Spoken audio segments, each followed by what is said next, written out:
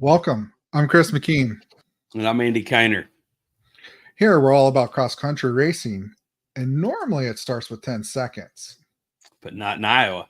In Iowa, it starts with hands-on helmets. Yes. Welcome. Yeah. Interesting couple weeks. We've been at, 3 weeks now? We haven't had a podcast.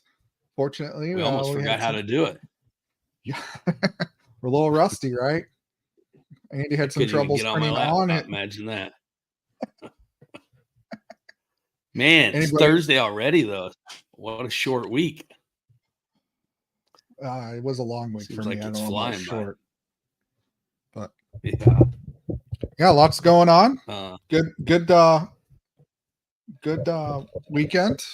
Got to go to the Ira Veterans Home on Sunday. I was there and helped out with the Iowa OHV rides. Got to meet some interesting people, hear a couple stories. It was a good time. I seen some pictures. It looked like everybody had a good time. And man, yes. I seen a video that Randy had posted. That was a heck of a course they set up for you guys. Yeah, it wasn't as long as it usually is, just because with all the rain, the bottom by the river was a little flooded. So we got to go through the cemetery there and take them around to the different buildings, kind of do a little parade throughout the facility, and even got a little bit of off-roading in as well. They let us take them off into a field. Very nice. They got to experience a little bit of everything. And I hear right, you had 21, was it 21 side-by-sides showed up? Yeah, we had 21. So the residents were very happy. And then after a couple hours of riding, we got to go and have lunch and have one-on-one conversations with some of them. Very nice. Just to learn where they come from and their past. Well, I kept being called Cole, so I'm not changing my name to Cole. One of the ladies was a little confused on who we were, what we were doing, but yeah, it was very fun. I got September 29th circled on my calendar as well, so we're going to make another trip out there. Very cool. Well, see if we can get some more people for that one. So I heard they changed the rules a little bit on which ones were kind of qualified to come out, so that kind of cut down the riders a little bit. Yeah, in previous years, it was my understanding they just kind of let everybody go for a ride, but they had to kind of cut back, and those that bring up some requirements that they had to pass in order to go for the ride. But those that did go had a lot of fun, and some of them got to go on 3 or 4 rides. So very nice. That had to have been pretty rewarding. I would have loved to have been up there, but thank you guys for going and doing that. Yeah. You were busy as well. Yeah. What were you doing? Down to Cahokia. So you got your first trip down there. Yeah. Paul Sirk and I went down and checked it out. And once you're there, I think you'll understand, Chris, but it's kind of I was telling Paul, I knew that we would be more mentally challenged. No jokes. Okay. We'd be more mentally challenged laying this course out the first half of it versus physically challenged. And it was just some different stuff, but we were pleased to get in there and found some timber sections that we thought were a little smaller, that ended up being a little bit bigger and had plenty of room. And Thad Trump, is there and kind of showed us around a little bit more and was able to help us connect some dots. They're going to build a very, very cool bridge for us. There's a pretty big slough. It's just kind of like where you'd think you'd see an ogre hanging out, and just kind of stale standing water. And they are literally going to bring in a semi-trailer. I think it's a 53-foot semi-trailer and make a bridge for us, which is going to be huge. So it's really cool. Paul and I both left being pretty excited for what we're going to have. And I think my plan right now is I'm going to go back down probably Saturday morning and then work all day Saturday, spend the night Saturday night, come back Sunday evening. So should hopefully have a majority of it laid out, and then the next time we go, we'll really start doing the physical work on it, So Gotcha. I'll tell you what, one neat place that I got to tell everybody about is, so the Waiaconda River comes right through there. I mean, it's literally 150, 200 feet from where I think where we're going to have registration, and the start's actually going to be right there. But Thad had talked about, the landowner, he's going to mow a path over. So when you come in, you come across the highway as we would come, you're headed west. You come across the bridge, and then shortly after the bridge is where you turn into the property. And over that bridge, he's going to mow a path over to it. And you get down on the river so people can go down, kind of like at Mount Pleasant where they hang out in the pond. They're going to be able to go to the river and hang out. But it was like crystal clear. I want to say it was like a foot deep there, but huge sandbars.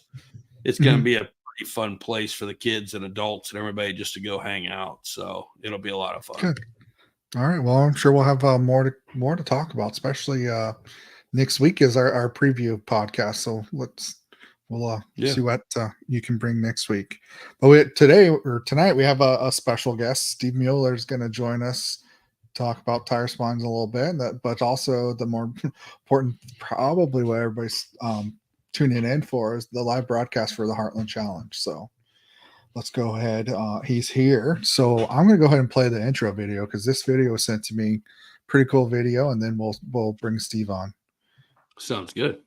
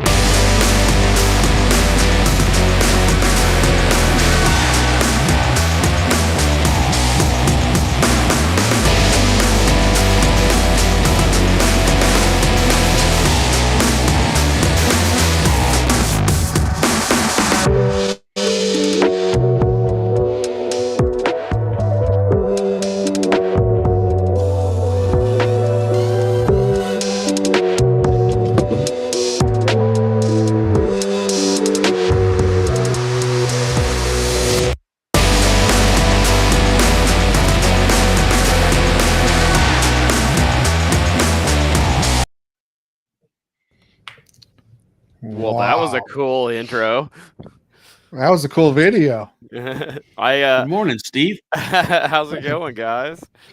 I can't take all the credit for that video, and Alan is actually watching right now live. So Alan Franklin, which hey, we're behind the scenes right now, right? So most people don't know this, but the live stream last year, I didn't do it.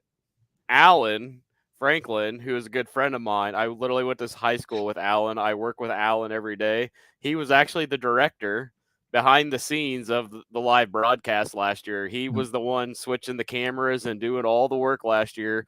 I was running around keeping GoPros working.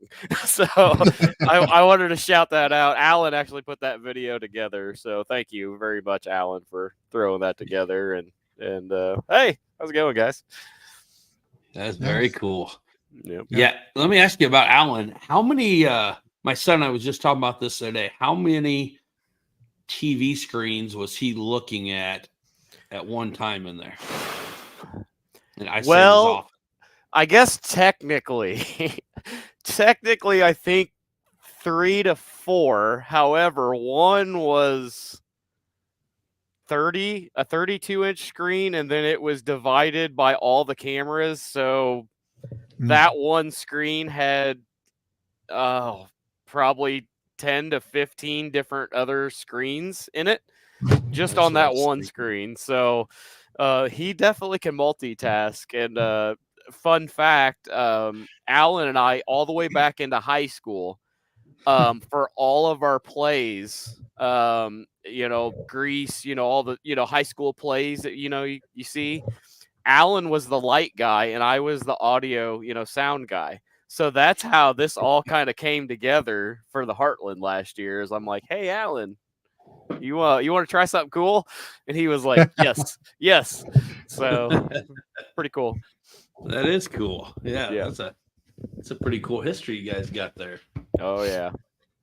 And we were also on the fire department together too. That we were firefighters, and we've been to hell and back, literally.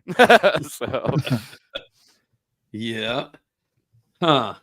So obviously last year, the first time doing this, as you mentioned, I was nervous. I trusted you, but I basically had nothing to do with it, And, well, I guess technically it wasn't the first. We did do it the year before, but we just really grew it last year. Very true. So, yeah. It's kind of like on steroids last year. Yeah. So, but yeah, going in, I know what you had envisioned and told me about, and I still had a couple moments where I was like, just the first time walking over, I'm always nervous, of course, as soon as the first race starts, and I remember kind of not even thinking about it, not talking about it, nothing, and I come riding around there and I see this great big TV and it's playing, and, I forget who all was on there, and it's like, I caught myself just stopping, and then I realized I'm at the race. What am I doing? It's like, it was just so cool. And the whole experience talking to people. I mean, I thought you guys did a wonderful job. I'm not afraid to say that I think it truly made the race last year. And I know there was a lot of people at home, that couldn't be there. And after they seen that, was like, oh, I wish I could have been there, So congratulations, man. That was awesome. Well, thank you. And that's why we do it, because not everybody can make the race. We understand, but it gives everybody at home, family members, hey, my grandma and grandpa want to watch. It gives them something to watch, while it's happening live. That's why we do it, So it's really cool. And even after, we got so many, messages. Hey, can I get that from the live feed of this or that, or, different highlights and stuff. So even the racers themselves after the race, when they, on the way home, not driving, hands free, or watching or listening, or, going back and seeing what happened. It's really cool. Yeah. And it's amazing to me how many people, when you watch your scroll thing there, it tells you how many people.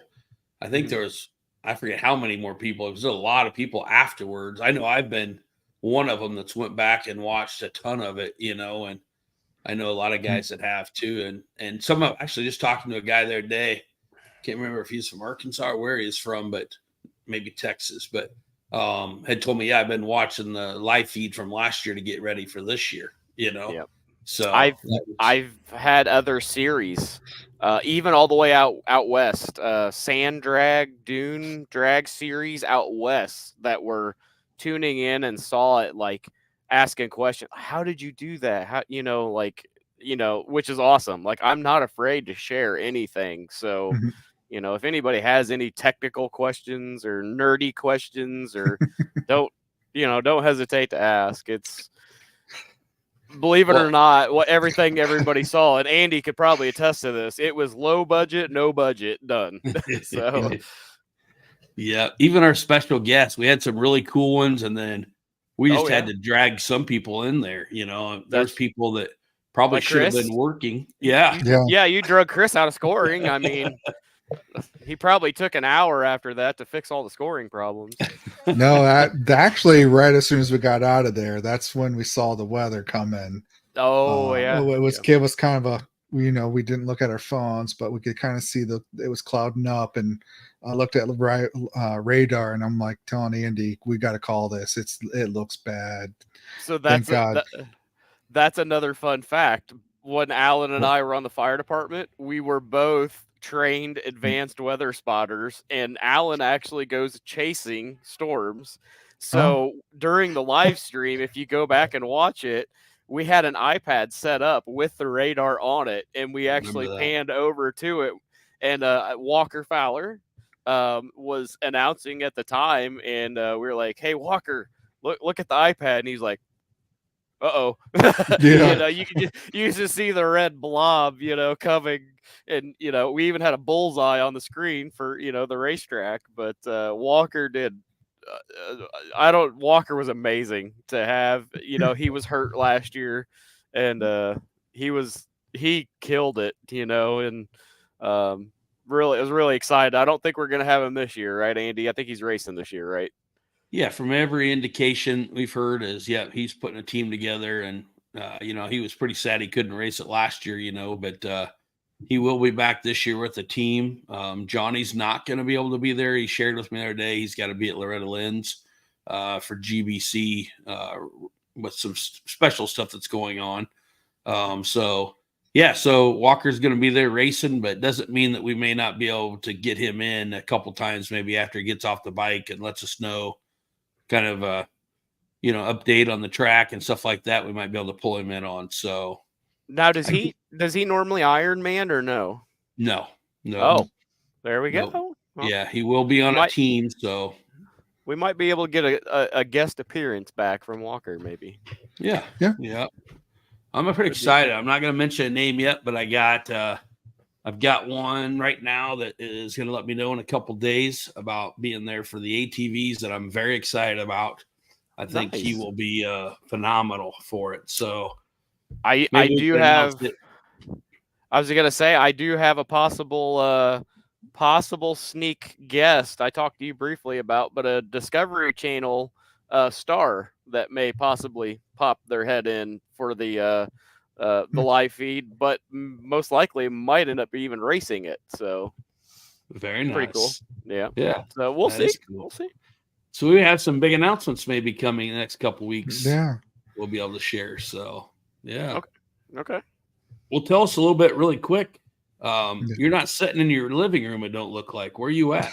I am actually not. I don't know what's okay, you can't really see much. Okay, so there's probably about a 900 horsepower race car behind me right now. So if you hear anything, I am at the Ultra 4 race in the Badlands right now. And fun fact for all these techie nerds that might be tuning in, I am on Starlink right now on the roof of the RV. So it's working great.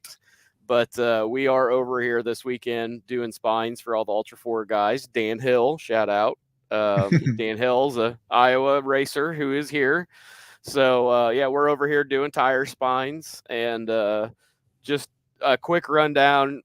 Basically, for those who are not aware, what a tire spine is we make a foam insert that goes inside your tire size of choice from, I've got them in lawnmowers all the way up to this car behind me, 900 horsepower, 40-inch tire. We have spines in it. So now Ultra 4 has some pretty unique rules in regards to run flat devices, but 100% legal what we're doing over here at Ultra 4 and doing really good with the Ultra 4 guys.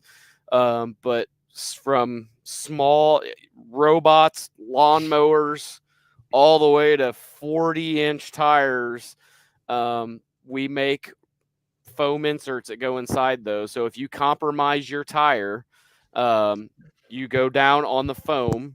It doesn't rely on air. It's foam. You ride on the foam to get to the podium, to the finish, to your pit, whatever the case may be, your scenario. And that's what we do. So we don't rely on air. We're pretty unique in the fact that we don't have to have air. by all means, we do tell all the racers. Another fun fact on ATVs, Joe Lutz, for example, I'm pretty sure the spines Joe Lutz has in his ATV right now are on year 4. So a lot of people don't understand we're kind of our own worst enemy here. If you take care of those spines and run air over the top of them and only use the spine when you need it, they last you a long time. And Joe Lutz, shout out to him. I'm pretty sure he's on year 4 of the same spines. And every year or two, we take those spines out, put them in a new tire for him, and he just keeps on going. So a lot of people don't know that the longevity is there if you take care of them. Now, don't get me wrong. We do have those weird freak incidents that, say a racer is just pushing 120% and it's a 110 degree day.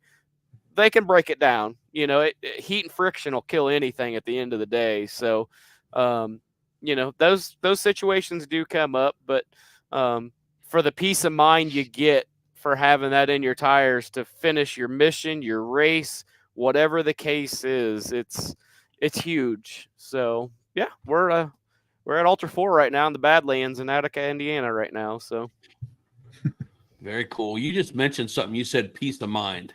Steve, I don't know if I explain this very well at all when I explain this to people about tire spines, whether I'm asked the question, what is tire spines? Because obviously we talk about you at the races. We appreciate but the biggest thing I get is people says, well, I can't afford it. And I always ask them, I said, and my way of explaining it is that tire spines doesn't make you go faster. It's just the best insurance plan that there is, period. You travel across the country, you do all this. I see people drop $500, $600, $1,000 into a machine on stuff that one might make it look cool, or you think maybe, okay, this Joe Blow had it, so I got to have it. But then you drive clear across, for example, we got snowshoe coming up with GNCC, Yep. We've had a lot of guys reach out. Yep. Exactly. And I see people drive from Iowa clear out there to go, I want to go race it once, have fun. Well, I find out they have a flat tire on the very first lap and they got to pull it in. Now that's 32 hours of driving, Exactly. For a flat tire that sends you back to the trailer. And like you just mentioned with Joe Lutz, so if I break that down in 4 years' time, it's still good. That's $250 a year so far that's cost him. I shouldn't say cost him, but how much has that truly saved him? Because maybe you don't know this, but in those 4 years, he's won a minimum of 2 championships. Exactly. So he could have easily lost a championship due to a flat tire or destroying a rim because he had a flat tire, so we see that all. Well, the last race, Chris, remember we had a rider get towed in on a side-by-side that had blown a tire, but didn't want to quit. And the 2 laps that he ran that thing, he completely destroyed not only his rim, but he got into trailing his trailing arms and stuff. And it's like, man, just that investment of tire spines. Again, not trying to say that it makes you go faster. That could be an argument or not an argument. I'm saying just as an insurance plan, though, you can't get a better situation. So you hit the nail on the head, and I use that exact analogy basically when the phone rings on a daily basis. It's an insurance policy. It really is. To give everybody a general idea, the material is extremely expensive. I'm not gonna try to hide that. It is. But when you look at how much potential you can get out of that over time, and look at Joe, most of our Woods XC racers, even on the side-by-side guys, it's pretty average to see 3 years out of the same set of 4 spines. We just take them and put tire to tire to tire. But if you were looking for a general idea of cost, they're about the cost of a tire at the end of the day, even side-by-sides. Now, don't get me wrong. You can have some really high-end side-by-side tires and some really low-end. Same on the ATV side, right? So the general rule of thumb is it's about the cost of a tire. It really is at the end of the day. But once that tire is done, that tire goes, tech garbage, I guess, recycled, whatever. But that spine, as long as it's in good enough shape, can just keep carrying on. And that's exactly what Joe, Dan Hill, many of we have a lot of Iowa guys that do that every year. First race of the season, whatever, we'll just take the spine out of the tire and put it in the new one. Now, there is different ways to get it out of the tire. We do get that question a lot. The fastest and easiest way is we take a utility knife with a brand new blade and just cut the sidewall out of the tire and pop the spine out. Because most of the tires that racers are running, once they're junk, they're junk. So most racers don't have an issue with cutting the sidewall out and pulling that spine out. That's not the only method. I'm just saying for fast, purposes. So, right. But you're exactly right. It's an insurance policy, and like these Ultra 4 cars, I mean, this one behind me is probably a $250,000 car. So, and if they go tear up a trailing arm, the trailing arm on something this big with that much power, I bet it's $3,000-$4,000.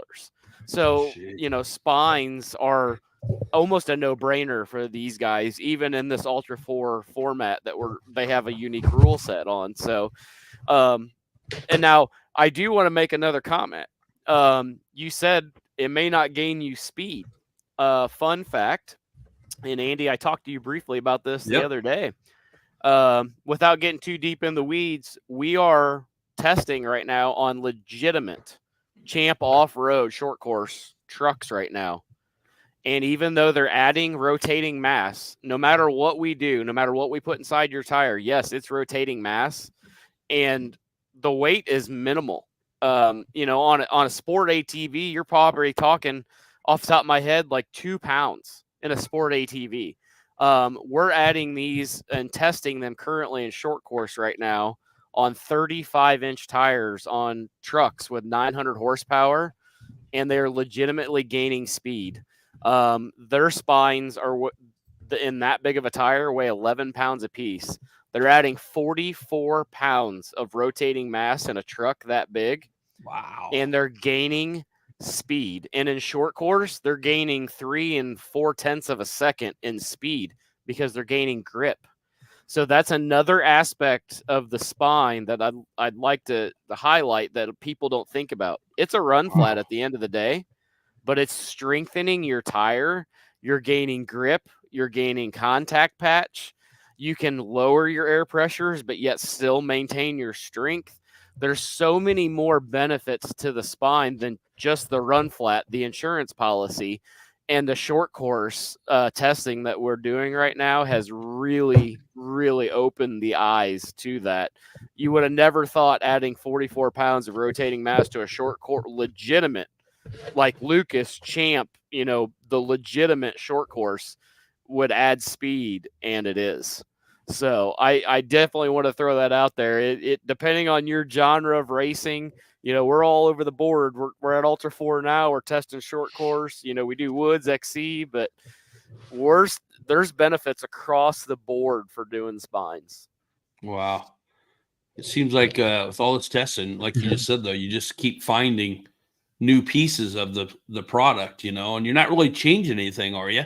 It's just new aspects that you're getting into. Yeah. And depending on, we've done demolition derbies, we've done military. The military has thoroughly tested and approved this product, even all the way back in early days of 2016, all the way back to Dwight.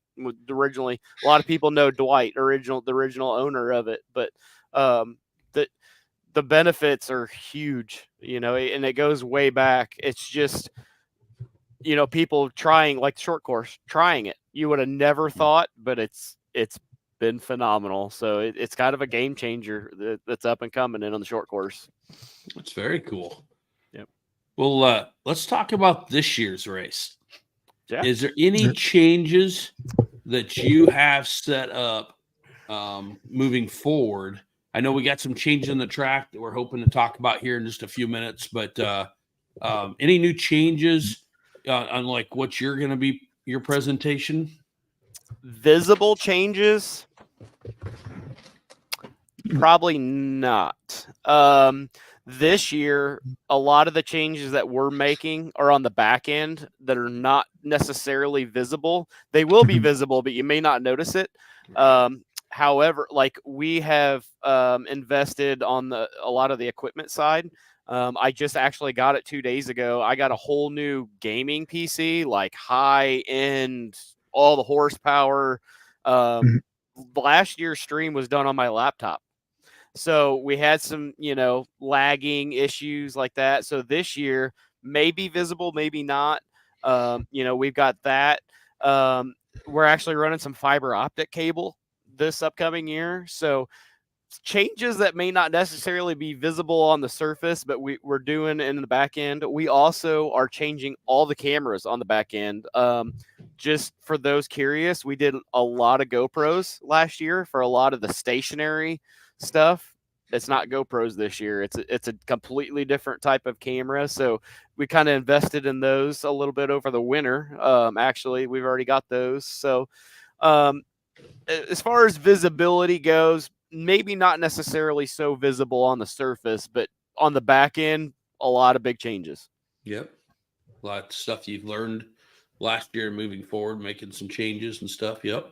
Exactly. Yeah, that's right. A lot of people don't see that kind of stuff, even when it comes to a race or something, but the final product, usually there's always people that'll say, man, this was different, or I like this, and you don't realize they notice it, but they do, I will say one thing. The stream this year, I believe, is going to be streamed at 1080p, 60 frames per second.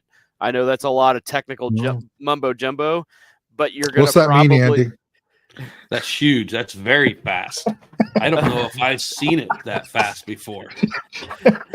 It's going to basically result in hopefully a lot clearer, better pictures. So last year, we streamed at 1080 at 720 and 30 frames per second. So it's 720, you say?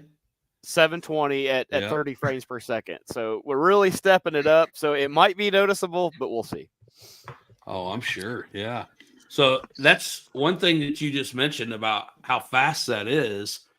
We'd talked several times. I was hoping to maybe get Jeff on here tonight, but you said one of the benefits of this track truly for you is that it is like very high quality, correct?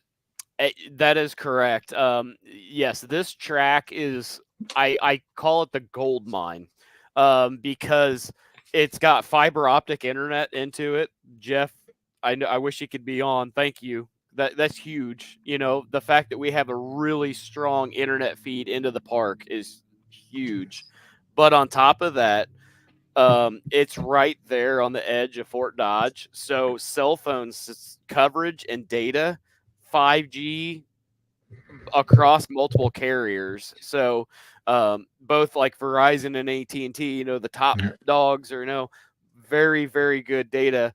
And what it allows us to do, and I know Chris will have something coming here, but what it allows us to do is stick cameras on racers during the race, and in side by sides, on quads, and Chris has got a slide up here. So we've done it for the past couple years. If any racer or team is interested in being a part of the live stream, and I'll kind of overarching say this, if you get us the video, Alan will throw it in. So we'll kind of go through these notes here. But how we do this is the racer uses their smartphone. And I know some $1,000 iPhone guys are like cringing right now, right? But it's not as bad as you would think. Okay, so it's just an app. We put an app, whether it be iPhone or Android. We put this app on your device. We work with you before the race, like after the driver's meeting or whatever. We put this app, we set it up for you, and you literally hit record, just like you would on a GoPro or whatever. And then the rest is on you. If if you're a side-by-side guy and you can get it mounted to your dash or whatever, if Alan in the background has a live video coming from your car, he's going to put it out there.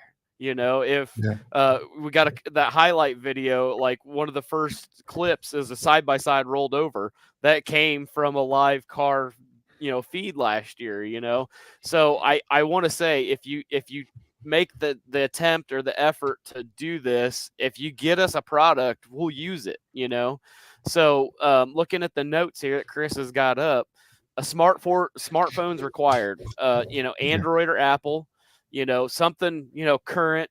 You can't unfortunately go grab that old cell phone you threw in the junk drawer, from 3 years ago. And I'll get to that in a second, because you have to have an active data plan.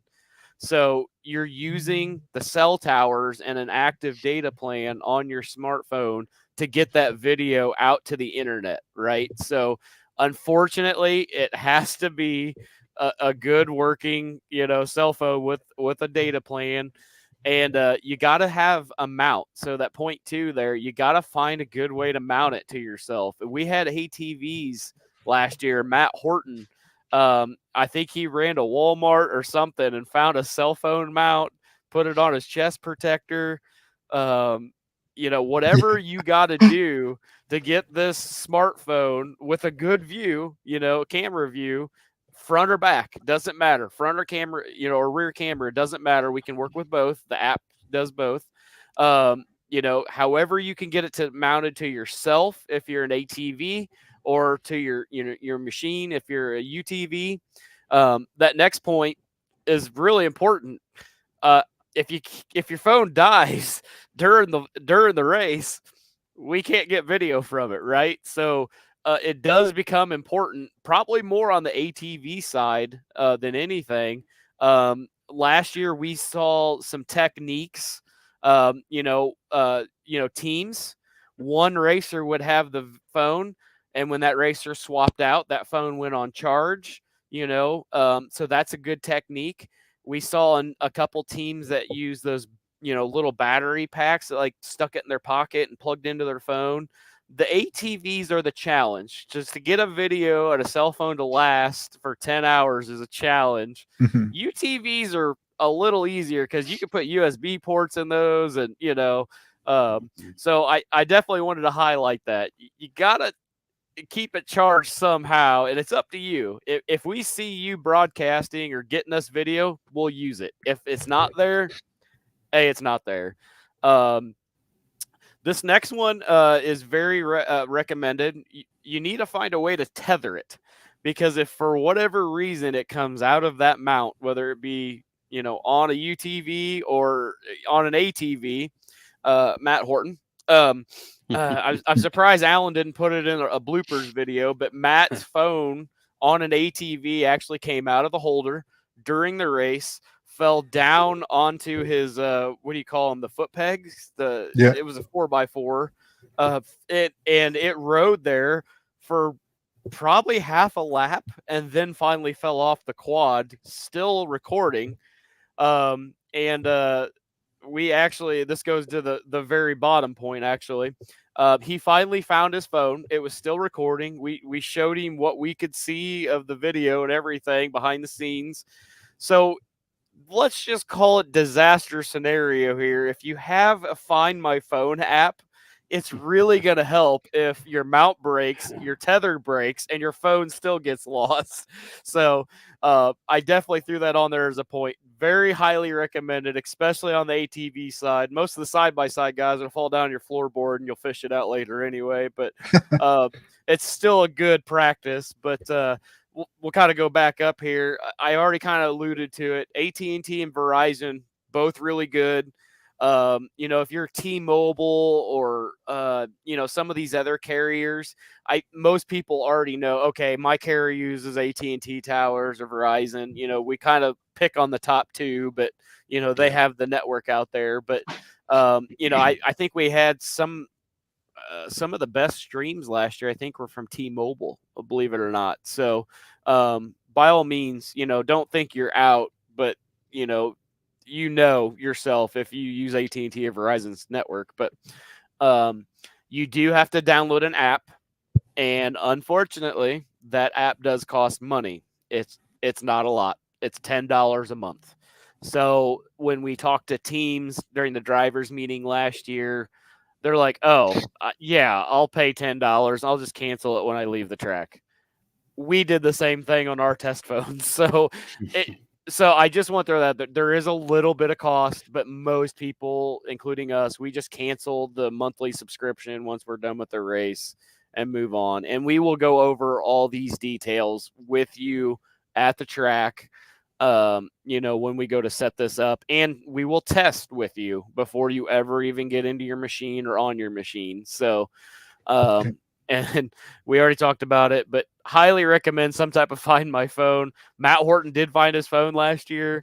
I don't know of any other teams that literally lost it off their machine completely, but it would definitely help. So, and just to be clear on that, I believe every single person except Matt, and let's be honest, Matt had the worst luck of everybody at the track all put together. Yes. Still didn't add up to be Matt's even first hour of the race, I think it was, and then his ending of the race. It just, Matt is such a competitor, to have all that happen in one race just tells you how tough the situation really is. But I believe he's the only one that lost his phone and that was recovered. So it's not like it's a huge threat. So, yep. Exactly. And there's not, Andy, there's not a lot of water. Now, granted, if a storm comes, it's a different story, but there's not a lot of, water crossings or anything like that to even potentially damage it.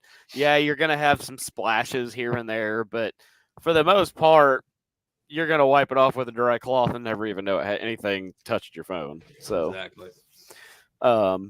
But it is a great opportunity, though, if somebody is very interested to reach out to you guys at info@tire-spine.com.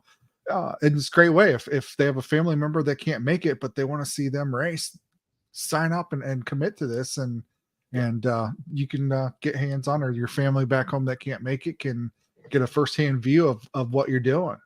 You're exactly right, Chris. At this point in the game, we would just like to know basically names so we can, on the equipment side, start accounting. Okay, we're going to have 10, live feeds from racers, So if you guys are interested, it doesn't even have to be the email. Shoot us a Facebook message. You can send it to the email info@tire-spine.com. Just give us a heads up. Hey, we're interested. We want to do this. We'll see you at the track. At this point in the game, that's all we're kind of just looking for, rough numbers, and we can always go or no go you at the track. You're good to go. No, I don't want to download the app or whatever. That's perfectly fine. Like I said, at this point, it's just getting a rough idea for equipment purposes and live feed purposes. So yeah, by all means, email us info@tire-spine.com. Shoot us a Facebook message, Instagram. It all comes to the same place. So just let us know. We would be more than happy. And like I said, at the end of the day, if you're throwing a killer video from your phone and we're getting it, Alan's going to show it. So I'll tell you what, none of us have talked about this yet. And this is just me thinking big here at this whole situation, the opportunities. Let me ask you this, Steve, if you were racing this race and you had the opportunity to put a cam in your car, side by side, typically is going to mount it, right behind them so they can kind of see everything going on. What else can you see in there? Can you see the dash really good usually? Yes, usually on a UTV for sure. And I think it was Cody Willenberg 2 years ago. He didn't even do a front-facing one. He did it on him and the co-driver. And I think, if I remember right, they rolled in the near, I don't know, an off-camber section. They rolled, and we actually had it, if I remember right, live. You could see them rolling. Nothing crazy, in a side-by-side that happens, but that was just one difference. They put it back towards them instead of forward-facing. So, if you have social media guys and people of that nature, that's becoming a really popular thing. Matt Horton, for prime example, he had a social media guy, and Matt not only had his camera on himself, he had a pit camera overviewing his pit that we linked into the live feed last year. Yeah. So if you have social media guys and technical guys working with your teams and stuff like that, hit us up. If you want to do a pit cam, we're in. You get us it, we'll use it. Yeah. Where I was going with that is, I'm a NASCAR guy. I watch NASCAR all the time, right? Mm-hmm. What are we missing here, or what are they missing? Advertisement inside the car. Bingo. If I have a sponsor, if I'm Dustin Cowan and I'm breaking this part and I found the right part, I'm picking on Dustin now, but you know what I mean? Yep. Man, I could have that right on my dash, the tire spine sticker right on my dash, showing that sponsor all the time when it's being showed. I think there's a heck of an opportunity there for guys to really be able to step up and help the people helping them, Speaking of Dustin, tire spine guy, I'm expecting a tire spine sticker on the dash now, Dustin. But what did he finish? What did he finish last year? Second or third? I don't remember. When I think of Dustin now, I just think of the 12-hour. They won the 12-hour, the Ironman part of it. I thought he placed pretty high at the Heartland last year. I thought off the top of my head. It's been a while now, but yeah, second. He said you got it. Was it second? Yeah, because wasn't Mr. Hill won it. Yeah, sure. Yep. Yeah. Team Hot Rolls. I think that's Dustin's team. Team Hot Rolls. I think. It's pretty funny. Yeah, and I just thought that was a point to bring up. That it's something that nobody's really came up with that right now. It's just an opportunity, just sitting there waiting. I think of PSN. All the PSN guys. And boom, you got it there. I mean, that's great advertisement for them. So. No, you're exactly right, and honestly, a lot of this live feed, I've taken a lot of cues from Ultra 4. Now, things have changed at Ultra 4 here in the recent, sure, I guess, time, but a lot of the Ultra 4 guys are doing exactly what you said. They're doing headliners with logos. That's been such a big deal for these guys for so long. They are doing that kind of stuff now. And some of these guys, like I said at the beginning of this podcast, I'm on Starlink right now.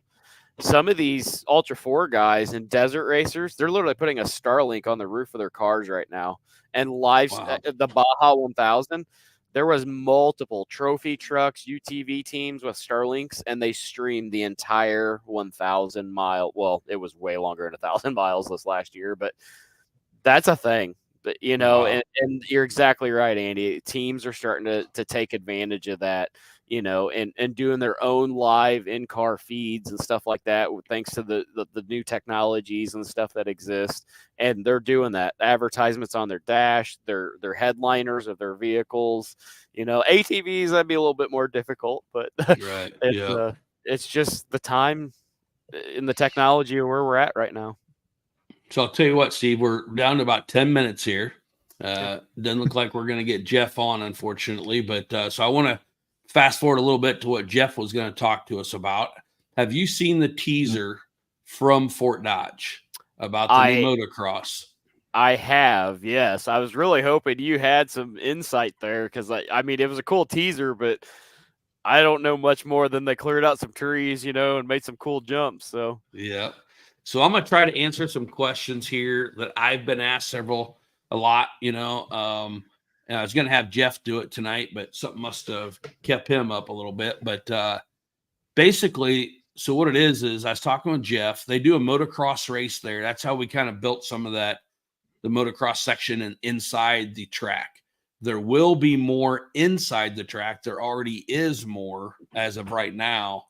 So we have some more fun stuff within that we'll be using more of the interior of the track this year, which that's I think good, a lot of guys enjoy that. Yeah. We were looking at trying to put some more cameras out there. Yeah. So that's awesome. Good. So we'll tie some more stuff in there. But where this new motocross track is around back, kind of where we built our motocross little section. We didn't want to do a lot of tearing up. So it was a very minor section of motocross.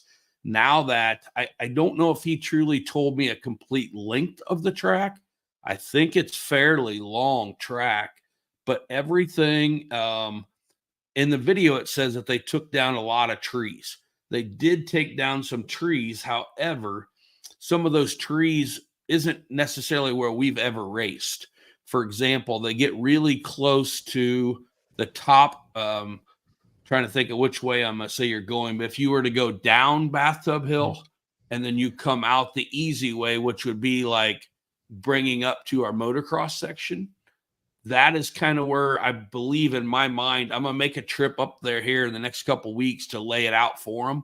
But that is where I believe we're actually going to be getting on the motocross, is right at the very top where you come out of Bathtub. So then it actually circles around and it goes, it's really hard to explain, but between the gravel road, which is actually right above Bathtub, if we were going down Bathtub, you got that huge wall off to the side. It's actually up above in that timber right there is where some of it is. But then it also spans out to where our big tabletop jump was last year. You had your rhythm and then you hit that big tabletop. That big tabletop now is a huge step up. And it goes all the way around behind that old bathhouse. I don't believe it gets really close to Dan Hill, but it does get over towards that section. I think it took out our little motocross section in the timber where we had just some of that little fun stuff. I think that is now a part of the big track. But when I say big track, I'm pretty sure, I might be speaking out of turn, but I thought he told me it's like 50 feet wide. Now, you think about that for the side-by-sides and the ATVs, that's raceable. I mean, that's what is awesome. Jeff actually told me he took his truck around it and was just fine. He's taken his side-by-side around. It's not a huge lip. It's rollers. It's meant to have fun. Again, don't quote me. I'm speaking out of turn, but since Jeff isn't on here, he told me that I believe it's set up to be a practice track for everybody. That's one reason it's wide, so they can actually practice on it. They won't be officially having races on it, and they're just doing that to get some practice and stuff. That reminds me, you just made a point, and that reminded me. You said Jeff took his truck around it. Do you want to talk about what you're going to do this year for UTVs and width? Oh, yeah, we're going to narrow them up. We're only going 58 to 60 inches. Thank you for reminding me that. Oof. Oh, boy. We're putting them on the ATV track. Oh, there's going to be some upset side-by-side guys this year. No, scratch that. The complete opposite. Yeah, completely opposite. We've never really had maybe the wording hasn't been right, but we've never really mandated it be a certain width. We've always recommended it don't be wider than this. So in the past, and this year we went out, we have widened some stuff. I don't want it to be a short course. I want it to be a true cross country, and it's helping having some of this motocross section. Now we have a true motocross section now, a large section. We have a very nice, I believe, short course section with the infield, the way the guys can let it rip and in front of people and everything. Our timber section is tough because obviously if you widen it, you're never going to narrow it. You know what I mean? So we've got to protect it for the ATVs where we keep them separate, but we are also widening it. And this year, for example, I remember Danny Hill raced it. I think Danny's was 72.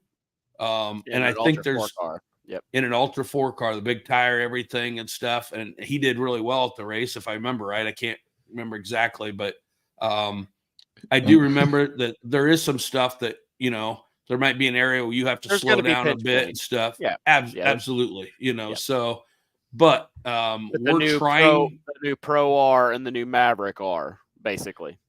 Correct. Yeah. We're going back to like 2012 when we went from 50-inch to 64 side by sides. It's like that all over again, basically. Exactly. Yeah. So we are trying to, and I can't tell you right this second as far as that it's done, but where we take the side by sides, my goal is at 76 to 78 inches, be able still to get through everything without an issue. And when I say this, keep in mind, again, there's going to be pinch points. But for us, when the race gets over to 11 o'clock, the last thing we want to do is be out there getting stuff because they're broken out. Yeah, and stuff, fishing them out of there. So we want everything to fit and get through. And I don't mind this track especially because it needs to be raceable going for as long as what we're going.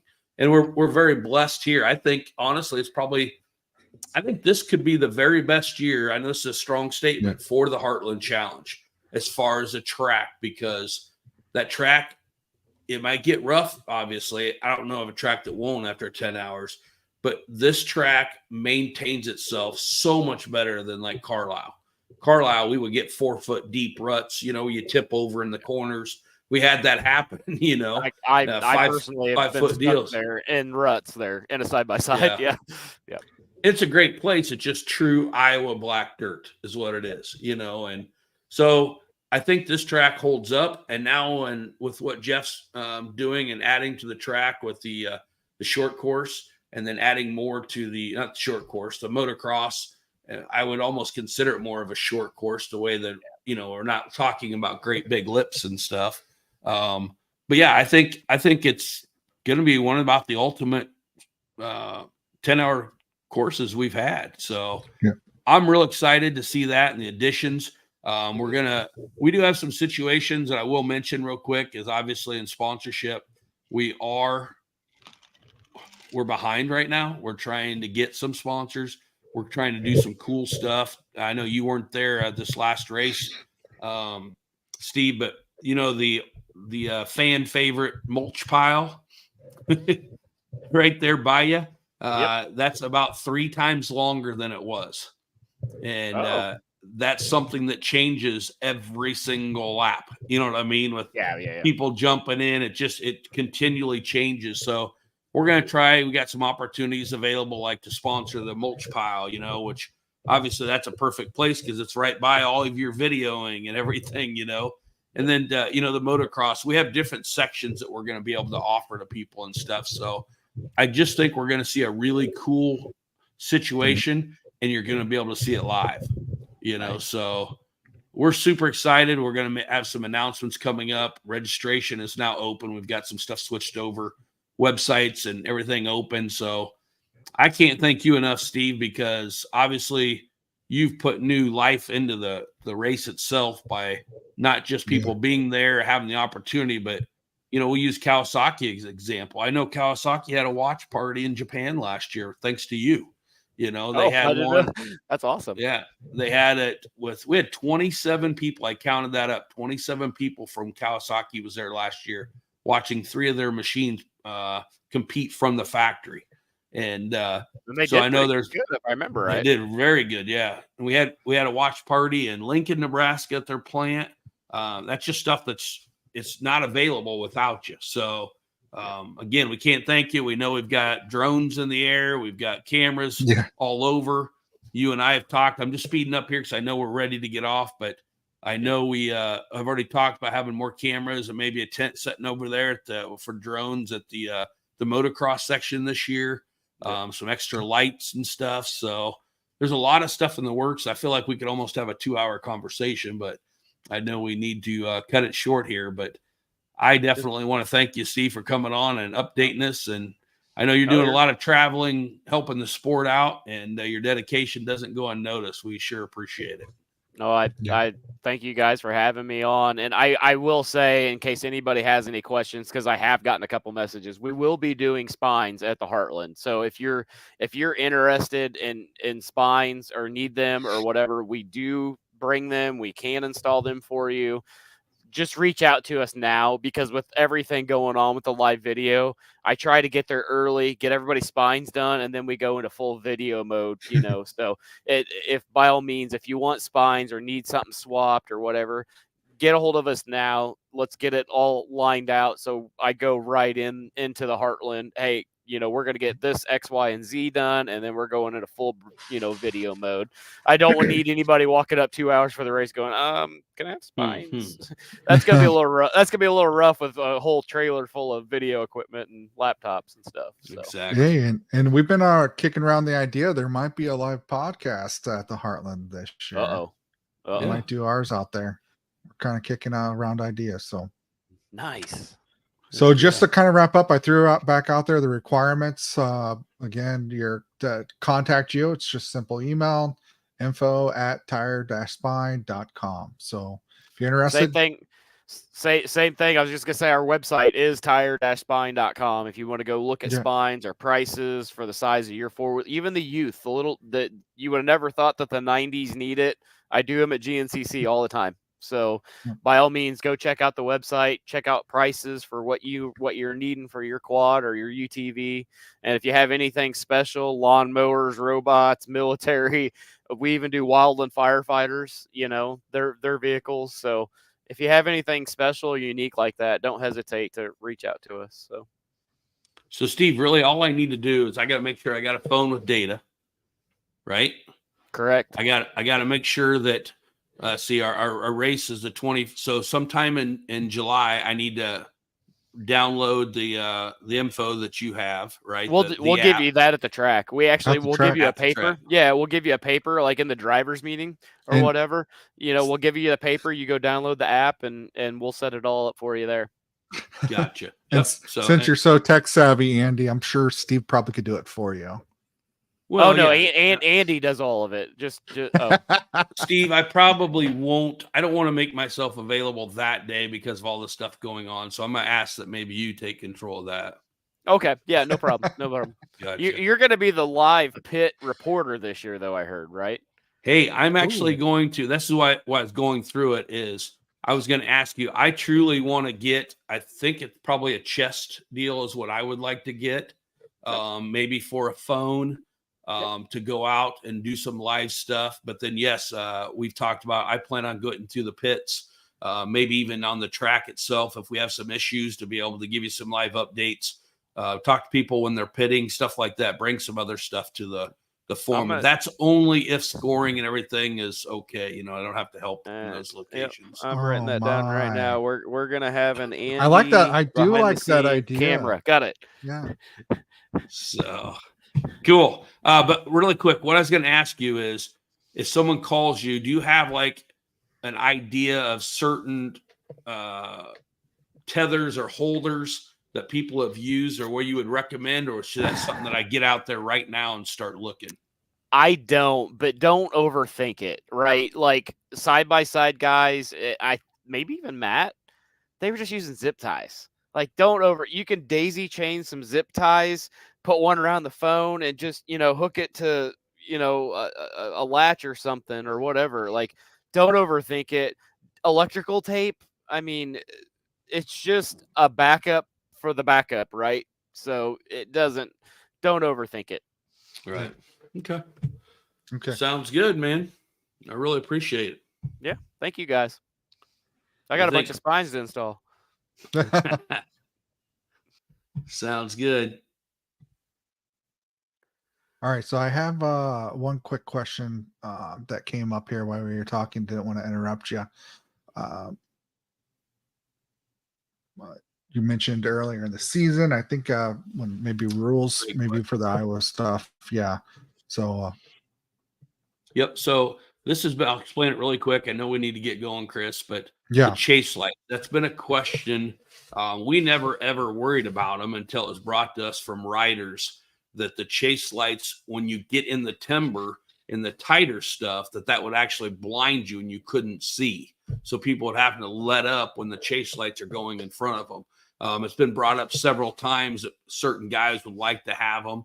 I would love to allow them, especially during the daylight hours when it's been dusty. We've seen it be really dusty, and obviously that's a safety thing. We would love to allow them. What we can't, and everybody says, well, Baja uses them. Baja's just a little bit different. Baja, you're going, 70, 80 mile an hour, across up. You're not tight stopping, and stuff. So whether it's right or wrong for other series to use it or not, we want to allow them this year to run chase lights, but you have to be able to do one of two things. A lot of the guys that we've talked to said that they can program them, okay? So you'll have to program them to not run the chase light at night where it's blinding people. Or some of them that said that, hey, we can't program it, but at night, I could always put a piece of duct tape, over the side that actually chases. That's fine too. So we want to allow you to run that stuff. It's just at night. We can't have it flashing, in front of somebody when it's like a blinding light. So you can do it. It's just going to be on the driver or on that team to make sure that it's not flashing at night, whether that's a programming or whether that's covering certain parts of it up. Yep. And if we have issues, we'll address it at the track. Exactly. And we actually, I don't know if that came from a series guy, but we highly recommend even at the series run them. I think it's a great safety thing, except when it's at night and tight stuff. So that's a great question. Yep. All right. That's all I have. It's a wrap. We're sticking close to this hour for me. Yeah. So yeah. Well, thanks everybody for joining us. It was great talk with Steve. Learning more about the improvements coming to the Heartland Challenge, basically building on what we've learned last year. And Steve and Alan's done a great job. Hoping to get my hands a little bit more involved into that this year. Kind of see what they're doing. Super excited. It'll be Heartland before we know it. Oh boy. Yep. Last thing I want to mention on that, Chris, too, is I know we got a couple races coming up before then, but parents, adults, if you're wanting to have a team, it's very, very important that we get the teams up this year as far as the counts. So we beg you to take a look at it and get signed up early. If we get you signed up early, we're going to try to throw in some stuff out there, recognizing the people that are going to be there. But mainly if you have a Honda, a 90 Stalker that does not have a partner, call me. We get calls from all over. We've had a team one year, Chris, where we had a guy that called me from Michigan, a guy that was on there from Colorado, and one from Texas. We got them all pooled together, and that's happened several times like that. So all you got to do is just kind of get us. We write you down on the sheet and we pair you up as we hear about it. But please get those teams, start getting signed up so we know exactly what we're expecting. Yep. Looking forward to it. Well, next week we'll do a preview of round 3 at the new Cahokia track. So, and we'll also start incorporating more of the Heartland as soon as we get more information and details. We'll pass those along in future podcasts. Yep. So sounds good. All right. Thanks everybody. Till next time. Enjoy.